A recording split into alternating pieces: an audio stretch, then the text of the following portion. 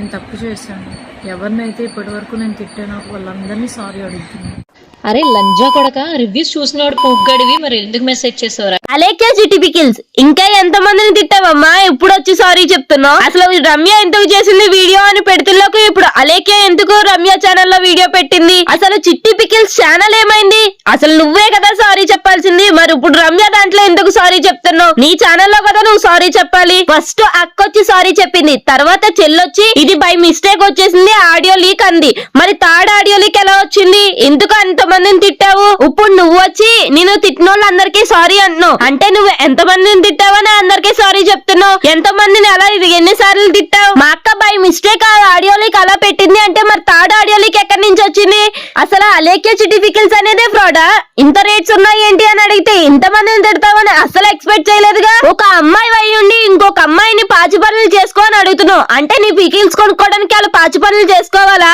ఇంకొకరినేమో బంగారం కొనుక్కో, నువ్వు లైఫ్ లో సెటిల్ అవ్వు, అప్పుడే పెళ్లి చేసుకో, లవ్ లోకి వెళ్ళు అంటున్నావు అంటే నీ పికిల్స్ కొనడానికి వేళల్లో సంపాదించాలా? వాళ్ళు మామూలుగా సంపాదిస్తే సరిపోదా? అయినా పచ్చల్లో ఏముందని అంత ఎక్స్పెన్సివ్ నీ పికిల్స్? బంగారంతో ఏమన్నా చేపిస్తున్నావా లేకపోతే వెండితో చేపిస్తున్నావా? అంతమంది అన్ని బూతులు చెప్పి ఇప్పుడు ఒక అమాయకమైన ఫేస్ పెట్టి సారీ అందరికి నేను తిట్టినోళ్ళందరికీ అని చెప్తున్నావు. ఏంటి అసలు నువ్వు? నీ క్యారెక్టర్ ఏంటో అర్థం కావట్లేదు ఎవరికి. అయినా నువ్వు అన్ని బూతులు తిట్టి ఇప్పుడు జస్ట్ ఒక సింగిల్ సారీతో అలా ఎలా ఆపేస్తావు? మీ అక్కొచ్చేమో మమ్మల్ని ట్రోల్ చేసేస్తున్నారు, మమ్మల్ని అనేస్తున్నారు అంటుంది. మీ చెల్లొచ్చేమో బై మిస్టేక్ వచ్చేసింది అంటుంది. నువ్వు వచ్చేమో సారీ అండి అందరికి అని ఒక ఏడుపు మొహం పెట్టావు. ఇదంతా నాటకం అయితే మీ అక్క మా ఆయన్ని ఎందుకు తీసుకొస్తున్నారు?